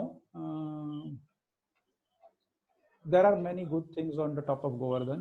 बहुत अच्छी जगह है, लेकिन गोवर्धन पे चढ़ना उचित नहीं है। मेरी बात अलग है, मैं किस परिस्थिति में गया था और क्या, वो सब भी शास्त्र के अनुसार वो बात अलग है। वो मैं कल हो सकता है, कल मैं आपको बता दूंगा उसके बारे में थोड़ा सा। ओके जी, ओके। और दूसरा प्रश्न ये था कि अभी हम लोग जो गोवर्धन परिक्रमा की जो लीला सुन रहे हैं और परिक्रमा के बारे में समझने की कोशिश कर रहे हैं, तो परिक्रमा तो जनरली हमारे साधना का हिस्सा है। हमको बताया जाता है मंदिर में जाओ तो परिक्रमा करो, कोई भी स्थान परिक्रमा करो। ये परिक्रमा के बारे में थोड़ा सा बताएंगे कि क्यों करना जरूरी है, और ऑफकोर्स गोवर्धन की क्यों करना क्यों जरूरी, वो तो नेक्स्ट क्वेश्चन आता है। परिक्रमा is a act of respect. Okay. Any respectable thing आप अपने माता पिता की परिक्रमा करते हो। गणेश जी ने की, गणेश जी ने शिव पार्वती की परिक्रमा की। तो परिक्रमा एक एक्ट ऑफ रिस्पेक्ट है। You go around a person और anything, something which is respectable, it's act of respect. जैसे offering pranam is act of respect. Like this, there are different acts of love and respect, different anger. So parikrama is one of the act of respects. Okay, Prabhuji. So Thank you very anyone much, you Prabhuji. respect, you perform parikrama of that person or that thing or whatever it is. Okay. You offer dandavat, you offer pranam, you perform parikrama. That is the act of respect. Yeah. And then there are benefits of that also. That is a different thing. नहीं, जैसे हम लोग तुलसी परिक्रमा करते हैं, मंदिर की परिक्रमा करते हैं, गोवर्धन की परिक्रमा तुलसी करते हैं, प्रदक्षिणा, respect. मंदिर प्रदक्षिणा is respect to the deities. Yeah. Respect to the deities, respect to the all Vaishnavas who are in the temple already. You are going around them also. Yes. So it is an act of respect. Basically, Okay. there are benefits of that, but the benefits of that, if I speak, then it will take another 1 hour. No problem. We will speak maybe next time once we more or less understand the Govardhan Parikrama. Maybe at the end we will understand जब हम गोवर्धन परिक्रमा करते हैं इसके हमको क्या क्या benefit है और हमको क्यों करनी चाहिए। तो मतलब सभी भक्तों को थोड़ा उसके भी इंटरेस्ट ज्यादा आएगा। इज नॉट लाइक रिचुअल कि हम परिक्रमा कर रहे हैं, इसके रियल बेनिफिट्स हैं। प्रभुपाद ने कहा है कि कोई भी चीज don't do it as a ritual, understand by do it by realisation. इसीलिए मैं जैसे कहता हूँ कि हम लोग आरती गाते हैं, जैसे संसार दावा नलली डलोका वगैरह, उसका अगर हमको अर्थ नहीं पता है तो सिर्फ एक तोते की तरह या टेप रिकॉर्डर की तरह गाने में कोई मतलब नहीं है। Don't sing like a tape recorder. If you don't know the meaning, that is useless basically, then it is a ritual. That's why Prabhupada stressed on meaning. Prabhupada ने कहा था अर्थ के इसमें जो भी आरती है, कीबा जयो गौरा चांदेर आरती के शोभा, हमको मतलब नहीं मालूम है तो फिर क्या फायदा। तो it is very important to know the meanings of whatever you are singing. Yes Prabhu. Hare Krishna. वो माता जी को Hare Krishna. Thank you very much Prabhu. या हरि बोल। तो माता जी पूछ रही थी कोई। हाँ प्रभु जी, मेरा नाम रिचा है। जो सेवा प्रदान प्रभु जी ने पूछा वही क्वेश्चन मुझे पूछना, तो हमने पूछ लिया। Same question. Okay. Yeah, same question. Question The first question that he asked कि वो आप जो गोवर्धन के ऊपर गए थे तो वहाँ पर क्या लिखा? Oh, he stole your question. हरे कृष्णा प्रभु जी। मैं अलका बोल रही हूँ मस्कत से। बोलिए। मुझे 2 क्वेश्चन थे। एक क्वेश्चन तो सेवा परायण प्रभु जी ने पूछा। सेवा परायण प्रभु ने सब क्वेश्चंस चोरी कर लिए हैं। और दूसरा प्रश्न मुझे ये पूछना था कि जैसे आप बता रहे थे कि साक्षी गोपाल की मूर्ति वहां नहीं रखने दी थी जगन्नाथपुरी मंदिर में, तो उसके पीछे कुछ कोई स्टोरी है क्या, रीजन है? हाँ, स्टोरी है। ऐसा है कि साक्षी गोपाल कुछ डिस्टरबेंस कर रहा था जगन्नाथ के लिए। ऐसे काफी 1-2 और भी डीटीज को जगन्नाथपुरी के मंदिर से हटाया गया है। जो राधा कांत करके एक डीटी थी। एक्चुअली हुआ कि जब विजयनगर के राजा को पराजित किया उन्होंने, तो साक्षी गोपाल जी वहां पे थे, उनको वो लेके आए, और विजयनगर के जो राजा थे उनकी जो पर्सनल डीटी थी राधा कांत, उसको भी वो लेके आए। तो राधा कांत को और साक्षी गोपाल को दोनों को जगन्नाथपुरी के मंदिर में मतलब जगन्नाथ के साथ नहीं, मंदिर के बाहर कंपाउंड के अंदर जी। मंदिर के हॉल के बाहर, लेकिन जगन्नाथ मंदिर के कंपाउंड के अंदर, और रसोई के बगल में उधर उन्होंने उसको प्रस्थापित किया था।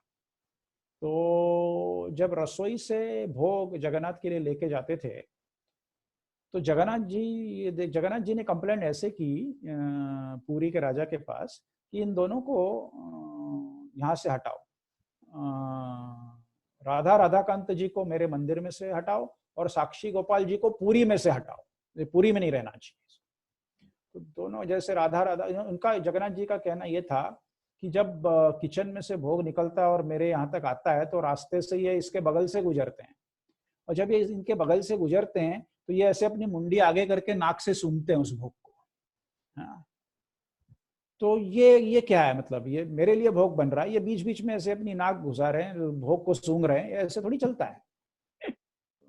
ओके ठीक है।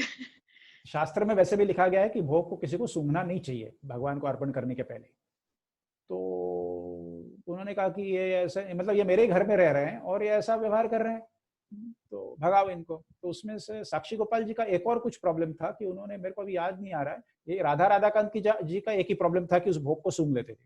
लेकिन साक्षी गोपाल जी और एक कुछ मिस्चीवियस एक्टिव करते थे, अभी मेरे को याद नहीं, मैं देखता हूँ, कल बताता हूँ आपको। तो इसलिए उनको पुरी से भगा दिया, बोले पुरी के बाहर भगाओ, और राधा राधाकांत जी को सिर्फ ये मंदिर में से बाहर भगाओ। तो राधा राधाकांत जी को, जो उस समय राजा थे प्रताप रुद्र महाराज, उनके मंत्री थे काशी मिश्रा। तो काशी मिश्रा जी मंत्री ने कहा कि इनको मैं मेरे घर पे लेके जाता हूँ। तो वो राधा राधाकांत को अपने घर पे लेके गए, और जब चैतन्य महाप्रभु आए तो काशी मिश्रा जी ने अपना घर उनके लिए खाली कर दिया।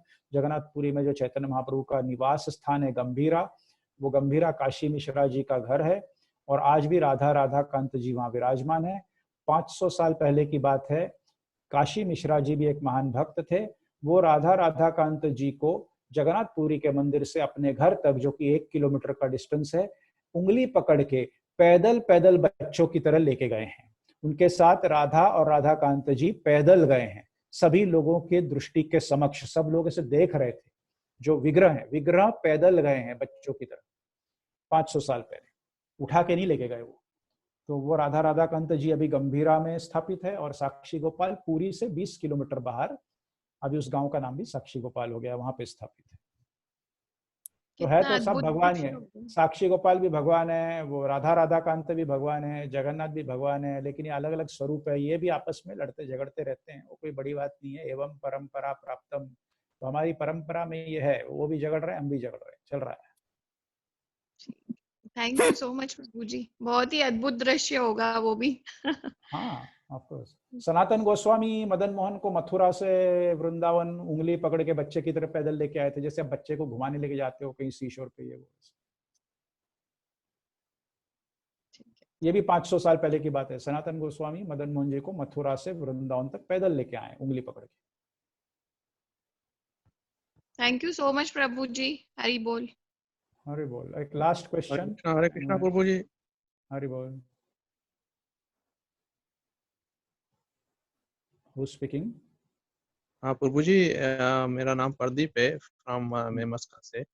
Okay. First of all prabhu ji thank you very much, आप बहुत अच्छी तरह से जो वृंदावन की और गोवर्धन की लीलाएं बता रहे हैं, it's very interesting actually.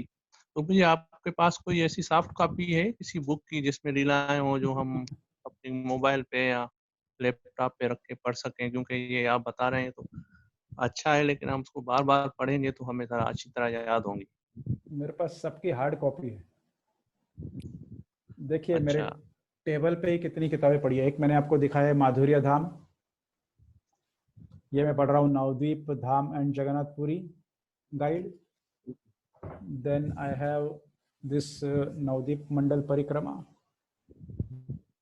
Then this is Nabadwip महात्म्य बाय भक्ति Vinod Thakur. Then this is Navdeep Dham by Narayan Maharaj. Very nice. Then this is Gauradesha. तो मैं काफी पढ़ता रहता हूँ, ऐसी किताबें यहाँ टेबल पे रखता हूँ, तो कभी ना कभी इच्छा हो। वैसे तो धूल खाती पड़ती है, धूल जमा होती रहती है उस पे, लेकिन क्योंकि टेबल पे पड़ी रहती है तो एक प्रेशर बना रहता है कि इनको पढ़ना है। समझ गए ना आप? तो 24 घंटा मेरे को दिखती रहती है वो यहाँ पे, तो कभी कभी परेशान करती है, तो कभी कभी उठा के पढ़ता हूँ।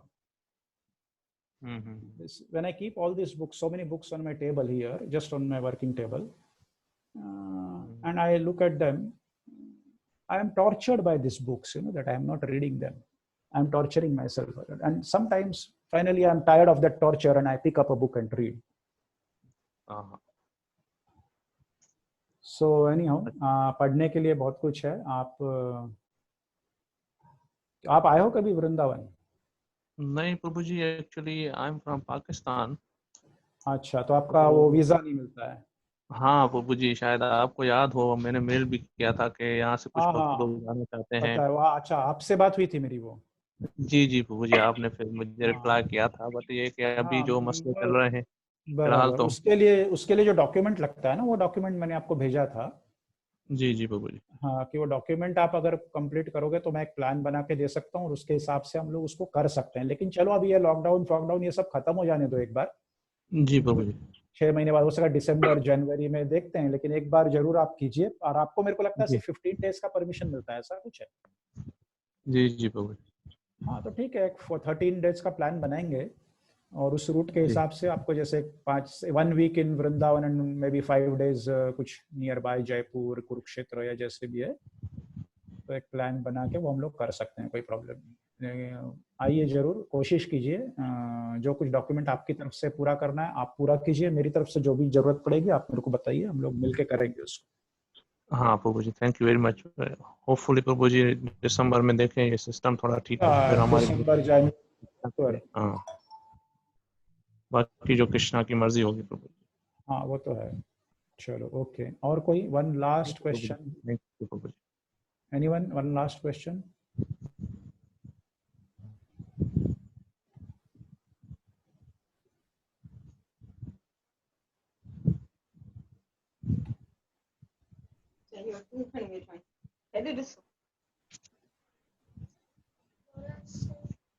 Anyone has a question? One last question?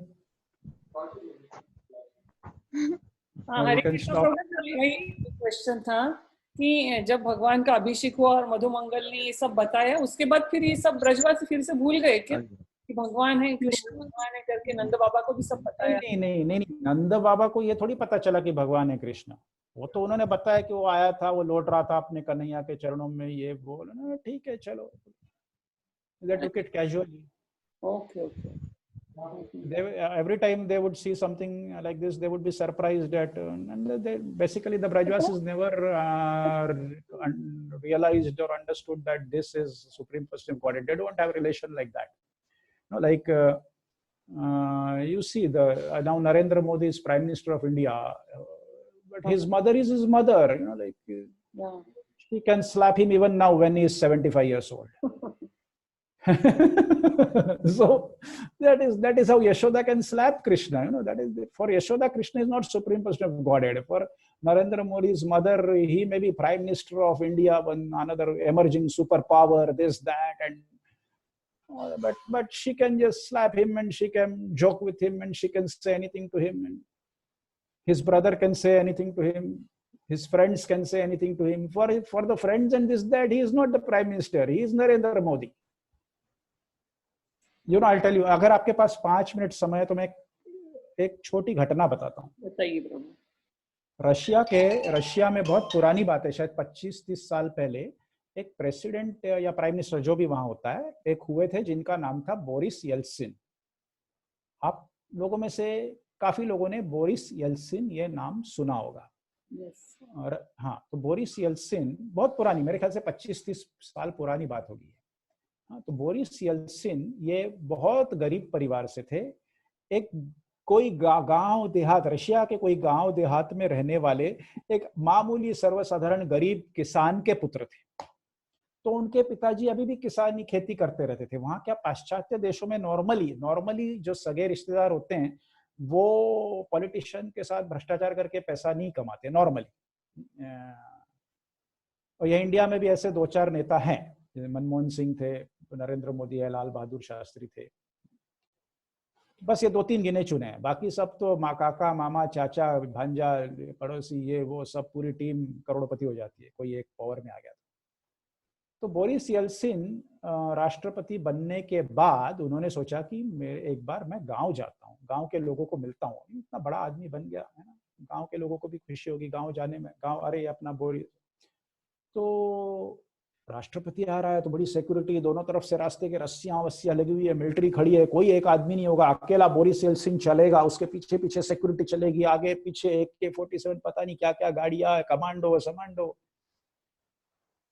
तो बोरिस येल्सिन गांव में आया, गांव के जो मेन रोड है उसमें से चल रहा था, दोनों तरफ से भीड़, क्योंकि गांव वाले लोग हैं, उसमें से जो बूढ़े बाड़े थे, काफी कुछ थे उसके, जिन्होंने बोरिस येल्सिन को बचपन से देखा था, किसी ने बोरिस येल्सिन को 5 साल का था तब से देखा था, किसी ने 15 साल से देखा था, कोई उसके जवान मित्र थे, कोई और थे। तो वो सब लोग चाहते थे कि बोरिस येल्सिन को टाटा करूं, कुछ करूं, बोरिस येल्सिन अपनी दोस्ती है, अपनी ये, मतलब हर आदमी ये सोचता है कि मेरी तो इससे दोस्ती है, ये प्रेसिडेंट तो बाद में, ये तो मेरा दोस्त है, प्रेसिडेंट तो बाद में, ये मेरा भाई है, ये मेरा कजिन है, ये मेरा ये है, वो है, प्रेसिडेंट तो बाद में, या अभी बना प्रेसिडेंट, ऐसे जो भी है, ये एक रिश्ता होता है।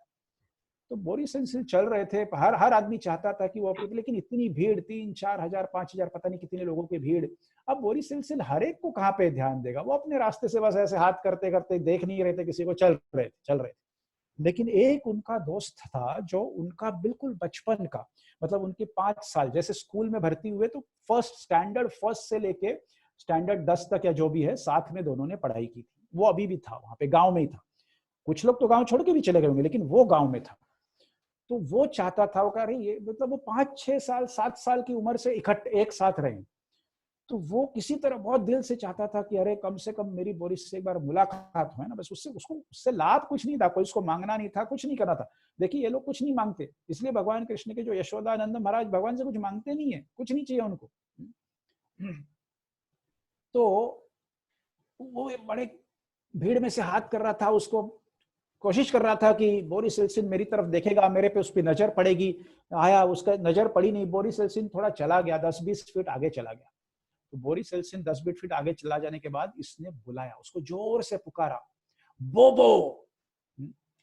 अभी बोरिस येल्सिन को तुरंत ऐसे फटाक से बोरिस येल्सिन ऐसे पीछे मुड़ा, जैसे उसने सुना बोबो। अभी उसका नाम बोबो तो है नहीं, बोरिस येल्सिन का नाम बोबो है नहीं, लेकिन उसको ये समझ में आ गया कि मेरे को कोई अगर बोबो नाम से बुला रहा है तो वो एक ही आदमी हो सकता है जो मेरे साथ क्लास 1 से 10 में पढ़ रहा था, क्योंकि वही आदमी है जो मेरे को बोबो करके बुलाता था। तो वो समझ गया कि ये किसने बुलाया है, और वो भी मिलना चाहता था उससे। उसने कहा कि अरे ये है यहाँ पे। तुरंत उसने मुंडी घुमाई, देखा भीड़ में कहाँ है, सब सिक्योरिटी तोड़ ताड़ के उसकी तरफ ऐसे भागते हुए गया, उससे गले मिला ना, और वो आदमी भी खुश हो गया। तो ये टीवी पे उसका वीडियो रिकॉर्डिंग हुआ है, जो टीवी पे दिखा रहे थे ये लोग। तो उस समय तो ये मेरे को पता नहीं था, लेकिन ये बाद में जब मैंने देखा, एक बार ऐसे ही मैं कुछ देखता रहता हूँ, कभी कभी कुछ आता रहता है, तो ये मैंने समझा कि देखो कैसा रिश्ता होता है।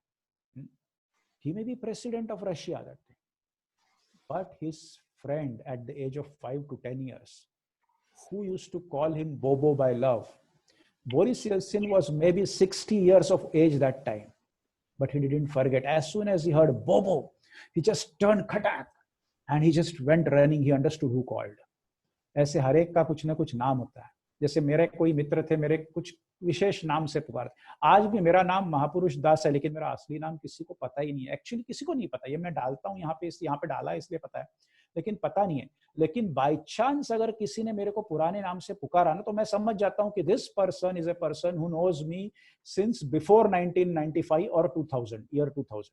If someone says Manoj, then I understand that this is someone who knows me before 2000 or 1995. Like that. उसी तरह से ही होता है, उसी तरह से एक रिश्ता होता है कि even however you may be big, you may be supreme person of Godhead, you may be this, but for your parents you are not supreme person of Godhead. For your friends you are not supreme person of Godhead. For your Brajvasis, your village people, you are not supreme person of Godhead. You are one of them. Yes, you may be supreme person. That is there. Supreme person of Godhead is there.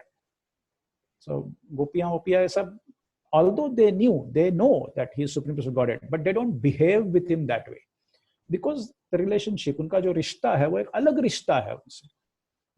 जैसे अभी ये कौन, भक्ति रसामृत स्वामी, he is a sannyasi now. He became sannyasi like few years back.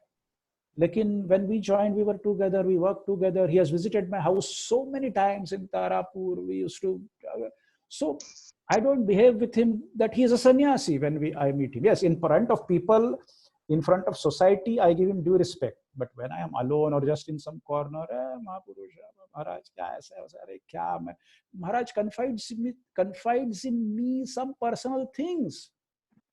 oh my, this is so terrible, sannyas life, so many problems. All the disciples are coming with nonsense problems. I had a breakup, I had this. Am I supposed to do all this? Mahapurush, tell me, what is this? This is what he speaks to me. I said, Maharaj, what can I do? And you handle this girl, you handle this boy, you handle. You have to tell him what you are trying. Why should they trouble me? I am not here to discuss with you your breakups. So this is what Bhakti Rasamrita Swami is telling. He is not going to tell you this. Because I have relationship with him, we joined together. Now he is sannyasi, he is a big man. But when we meet confidentially, this is how we speak. Tomorrow my brother may become sannyasi. May become, I'm saying. You assume. Mera bhai agar sannyasi hai. Kal aapka beta, maybe your son becomes sannyasi. What do you think? What is going to happen? No, he's your son. Like one time, Govind Prabhu was telling me, he went with Radhanath Swami to USA one time. And Radhanath Swami was staying with his parents. So Govind Prabhu was also staying in the same house as Radhanath Swami's assistant. And Govind Prabhu, when he came back, he was telling all of us, we were all sitting, he said, it was so funny. I used to laugh so much. I had it was so funny because I have, for a Maharaj is some, like respectable person, this, that, Govind Prabhu. And when we were there, his mother would call, Richie, and Maharaj would go, yes, mom, like this. And I was so surprised. I used to laugh. You see, this great person for us, this, that, everyone is bowing down to him here in Chapati, and this and that, everyone is like this. And this, Richie, yes, mom. So this looks so funny. He said, it looks so funny to me. I used to laugh. So this is a relationship. For her, this is Richie. Who you are, who bothers? Who bothers? You are a Swami, you are a sannyasi, you have 10,000 disciples. To the hell with all that. Richie! Yes, mom. Like an obedient child, So this is what Govind Prabhu saw. He was telling us, he was so surprised. He never expected that. But then he understood. And he was telling us, see, this is how relationships work. So that's why we are related to Krishna. It's not that Krishna is not something to be fearful of, like Krishna. No. Krishna is something with which you have a loving reciprocation in some relationship. Whatever relationship you have, that will be revealed to you at some higher level. Don't worry about that. Don't have an illusion that, I may be gopi, I may be peacock, I may be parrot. No, don't do that. You will get it when you are qualified to get it, to understand. You will know. And then you will be established in that relationship with Krishna. That's all. Simple. Don't worry about that. That is not your botheration. Everyone's botheration is to become pure devotee. Go back to Godhead. Once you go back to Godhead, you will get what you are supposed to get. Krishna will show you what you are, what you have to do, what your duties are. You will get it. No problem. First, go back to Godhead. Don't think what I am going to do there. No. Hare Krishna. So I think we'll stop here. Thank you. Hare Bol. Yeah, we will meet tomorrow. So tomorrow evening, 7:30 p.m. Yeah. India time. 6 o'clock. Hare Bol. Thank you very much. Thank Hare you. Krishna. Thank you very much, Prabhu. Hari Bol. Thank Hare you. Krishna. Thank you. Hare Krishna. Hare Krishna. माताजी हरी बोल. हरे कृष्ण प्रभू. माताजी जे recording बघायचं जे तुम्ही मला पाठवताय त्याचं जे password वगैरे ते काही काम करत नाहीये तर ते थोडंसं मला पाठवला होता ना मी बघते मी मुलांशी बोलते आणि तर त्याला म्हणा एकदा काहीतरी प्रॉपर काय सिस्टम आहे ती थोडीशी मला कळव कारण मला काही लोक विचारतायत ना काही तर बघतात लाईव्ह पण काही जे विचारतात की काही रेकॉर्डिंग असेल तर पाठवा तर ते काय मी पाठवलं तर त्यांनी माझ्या ह्याच्यातही उघडलं नाही आणि त्यांच्या ह्याच्यातही उघडलं नाही तर थोडंसं तुम्ही तिथे चेक करून मला काय असेल तर 1-2 दिवसात थोडं डिटेल नीट कळवा कसं. मी आता विचारते आणि तुम्हाला तसा मेसेज करते. हा चालेल. ओके. हरे कृष्ण. हरे बोल.